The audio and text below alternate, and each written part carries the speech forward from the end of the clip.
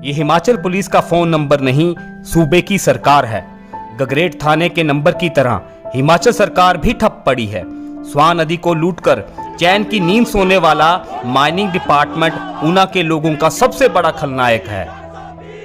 स्वां नदी में अवैध माइनिंग करके रेत बाहरी राज्यों में सोने के भाव बेचा जा रहा है। यह सब हो रहा है माइनिंग डिपार्टमेंट के भ्रष्ट अधिकारियों की मिलीभगत से। इस सच्चाई को सामने लाने के लिए हम पहुंचे स्वां नदी के किनारे बसे जनकौर गांव में।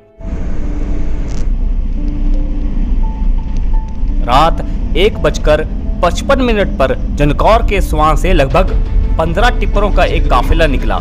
पहले टिप्पर को देख हमारा शक पुख्ता हो गया। 12 चक्के की गाड़ी को बॉडी के ऊपर तक भरा गया था। टिप्पर का वजन 38 से 40 टन के बीच होना चाहिए था, लेकिन उस गाड़ी को देख समझा जा सकता था कि उसका वजन लगभग 65 से 70 टन था। जनकौर से ऊना कालूवाल होते हुए इन टिप्परों को पंजाब में दाखिल करवाना था, लेकिन ईसपुर मोड़ पर यह बनखंडी की तरफ जाने की बजाय गगरेट की तरफ मुड़ गए।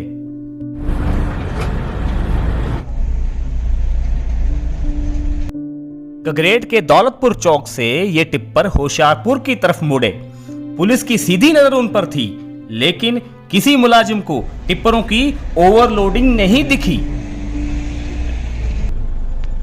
आप गगरेट स्टेशन में नाइट ड्यूटी जिनकी भी है, आप उनको कॉल करें। या स्टेशन में मैं कॉल कर रहा हूँ, कोई भी रिसीव नहीं कर रहा मेरे को। ओवरलोडेड टिप्परों की जानकारी हमें दी थी भदसाली गांव के 23 साल के नौजवान रविंदर कुमार ने। रविंदर कुमार के खेतों को अवैध माइनिंग करने वालों ने भारी नुकसान पहुंचाया था। अब इनकी जमीन खतरे में है। स्वां के बिल्कुल बीचों बीच इनकी जमीन के साथ अवैध माइनिंग करने वालों ने इतना रेत निकाल लिया कि अगली बरसात में अब इन्हें खतरा है कि इनके खेत कहीं बह न जाएं।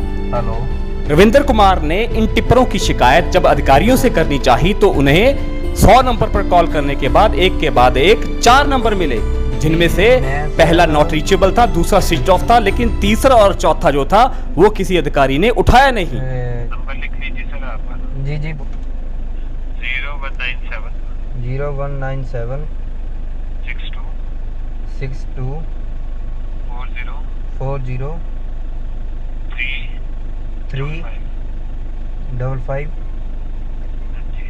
355 सर। काम नहीं कर रहा है।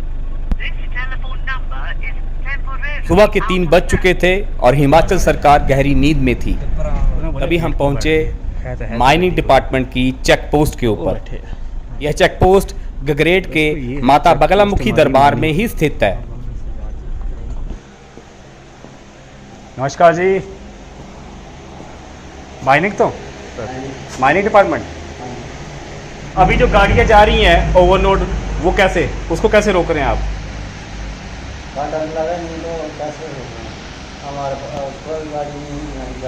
15-20 गाड़ी आ रही हैं सर। चेक पोस्ट में बैठे एक माइनिंग इंस्पेक्टर से जब हमने पूछा कि रोड पर जितनी भी रेत की ओवरलोडेड गाड़ियां हैं आप उन्हें कैसे चेक करेंगे, तो उनका जवाब था कि हमारे पास कांटा नहीं है, कांटा खराब है। लेकिन उसके साथ ही उन्होंने ये बताया कि गाड़ियां तो कोई जा ही नहीं रही हैं। मान लीजिए कि फार्म है, लेकिन फार्म है 15 टन का और माल है अगर 70 टन, तो कैसे करेंगे? आपको देखने से कुछ पता लगेगा?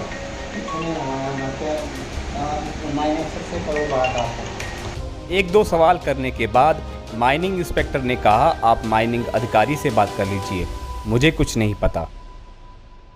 माइनिंग इंस्पेक्टर ने यह कहा कि हम टिप्परों के सिर्फ एम फॉर्म देखते हैं, उसमें जो क्वांटिटी लिखी होती है उसे हम रजिस्टर पर नोट कर लेते हैं। इसके अलावा हम कुछ नहीं कर रहे क्योंकि हमारा कांटा खराब है। अभी हम चेक पोस्ट पर पहुंचे ही थे कि पहला टिप्पर आ गया।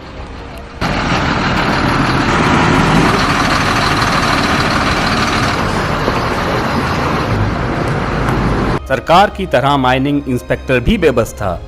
इंस्पेक्टर ने कुर्सी से उठने की कोशिश नहीं की, ना ही उसने देखा कि गाड़ी के कितने चक्के हैं, कितना उसमें माल भरा गया है। बस दस्तावेज की एक कॉपी ली रजिस्टर पे नोट किया और उसे जाने दिया। 2 महीने से गाड़ी है, ओवरलोड गाड़ी, वो इस चेक पोस्ट से गुजर रही है। कांटा इनका 2-3 दिन से खराब हुआ है। जो पिछला अगर आप डॉक्यूमेंट लेंगे, पिछला रिकॉर्ड निकालेंगे, तो पता नहीं कितनी रह के एक रात में 20 से 25 गाड़ी निकलती है इस चेक पोस्ट से। जो कलमा मोड़ वाली चेक पोस्ट है वो भी बंद है, उधर से कोई गाड़ी नहीं जा रही है।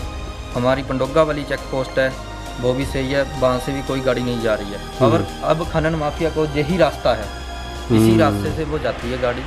टोटल देखो आप, अगर उन्ना से गाड़ी आ रही है, अगर उनके पास कागज पत्र सही होंगे तो वो पंडोगा चेक पोस्ट से भी जा सकते हैं।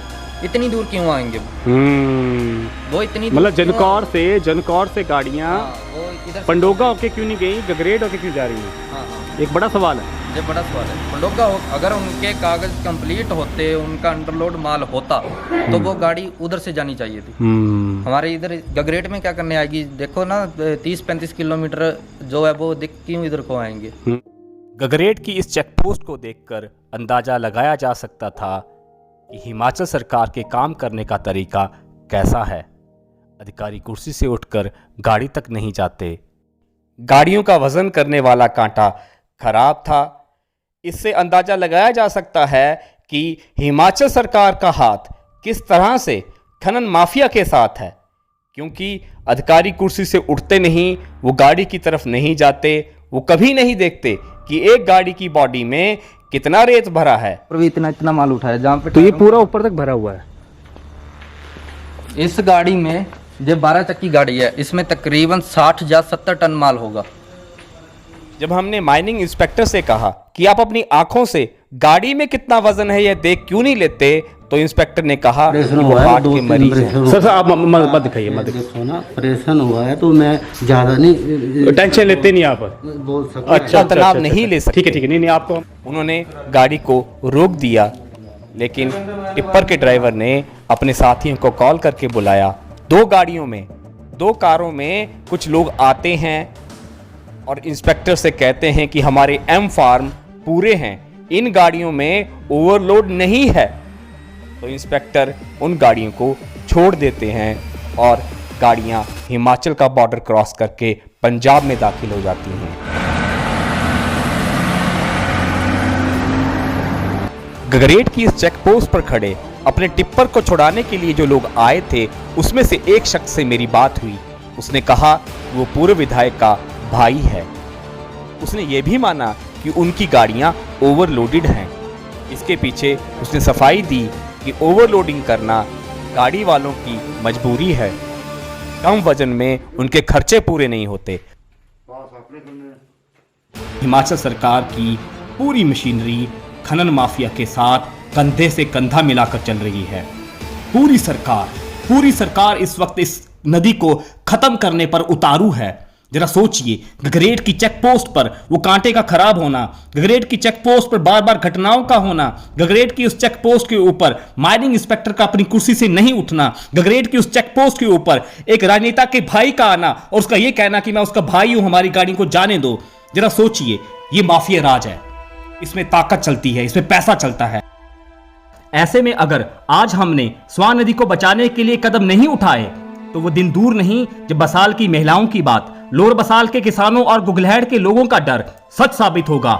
ऊना की उपजाऊ भूमि बंजर हो जाएगी, ना पानी होगा ना खेती।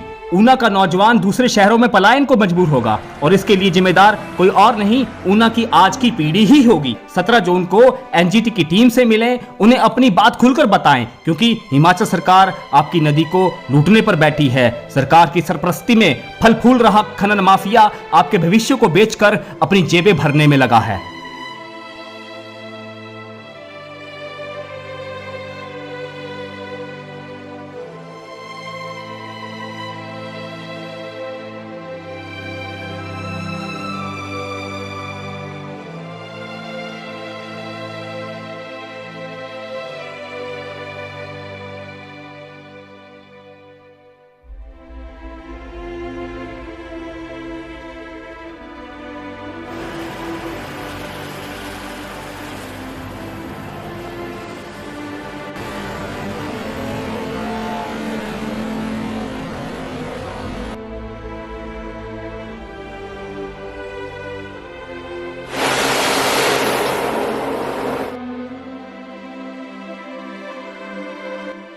स्वां नदी के किनारे बसे लोगों से बात करके मुझे एहसास हो रहा है कि वो दिन आने वाला है।